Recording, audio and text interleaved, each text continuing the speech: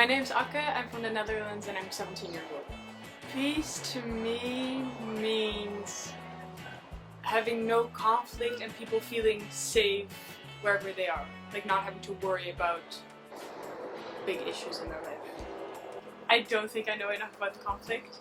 That's why I'm here, mainly to learn. If we don't get involved and we just let like old people figure it all out for us, then they will make resolutions, they will come up with solutions that we might not like. And we can't blame them for that if we don't get involved. So I think it's very important to start learning and start thinking about conflict and peace, because we are the ones that will have to live with it eventually. I think it's kind of like, not a mediator, but just as a neutral, or as neutral as you can be, like person from the outside. So we can give like a perspective that isn't heavily biased because of history and because of personal history. So I think it's very important to be here as an international to show some, like to show a third actor like perspective and another side to the conflict. I'm Amir Khatib, I'm 16 years old and I'm from Jerusalem, Palestine. Peace is people just coming together. I know enough because I've been raised up in a school that was focused on the Palestinian-Israeli conflict as well.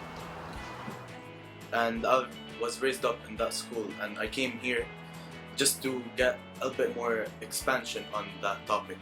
For example, how to treat inside the West Bank, like the Arab communities inside the West Bank and outside the West Bank. Not just because it's not only about the Palestine and Israel, also like Palestinians in the north that have the Israeli ID are also suffering because of that conflict, which we don't usually talk about.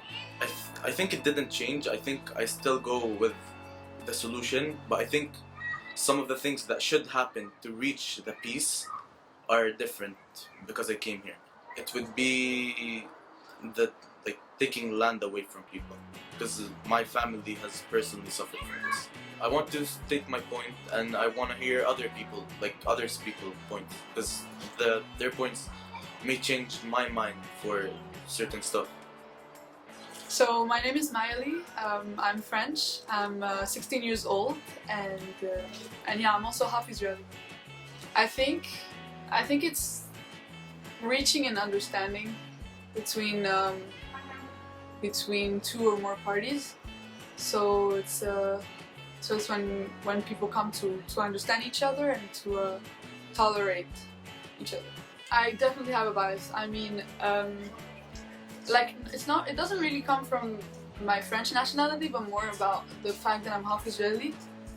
It's leading me towards like an internal conflict, and it's like linking this to something very personal and something that regards my family and stuff like this. So Israelis do stuff that I'm not that I don't agree with, but then like, I mean, it's also part of my culture, so it's like it's very difficult. Yeah.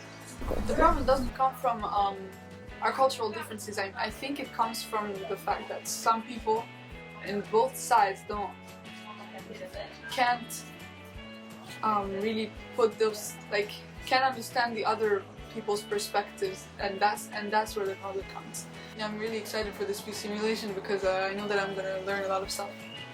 I hope that people will get involved and really get creative with the solutions.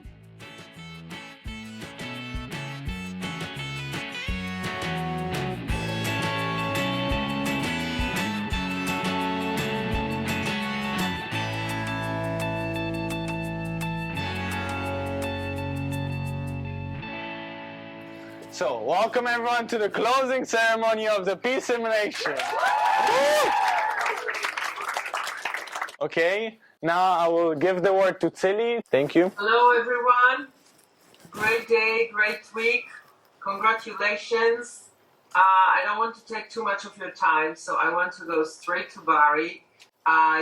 As you know, every year when we sign the agreements at the end of the simulation, we have a representative for the Middle East from the Charney Center. And this year we are in Atlanta with Barry Nicholsberg from the center. Hi Barry, and thank you for joining us. Tilly, thank you. It's truly an honor for me to be with you today, and I thank you for allowing this. And I congratulate each and every one of you for it. I'd like now to start listening to your conclusions, please. We went for a one-state solution, so Jerusalem would be the undivided eternal capital of what we wanted to call the Eastern Mediterranean Federation, the government of the entire country. So it would be a federation made up of states. And each one of these states would have an obvious ethnic majority, either Arab or Jewish, and no matter the population, it would have one representative that it would send to the government.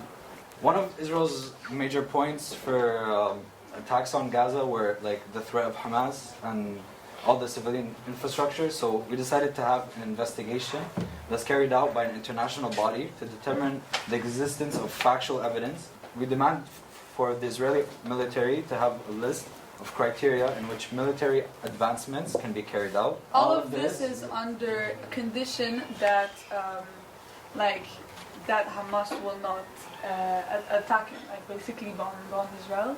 Under a period of 5 years. And we actually agreed with Group 6 on the point of switching from having a blockade to having a checkpoint, which having a checkpoint is not actually the best solution, because it's still limiting the freedom of movement for Palestinians, which is a basic human right. But it is still better than having a blockade that is stopping the resources like water and electricity. Okay, thank you. You can sign the paper.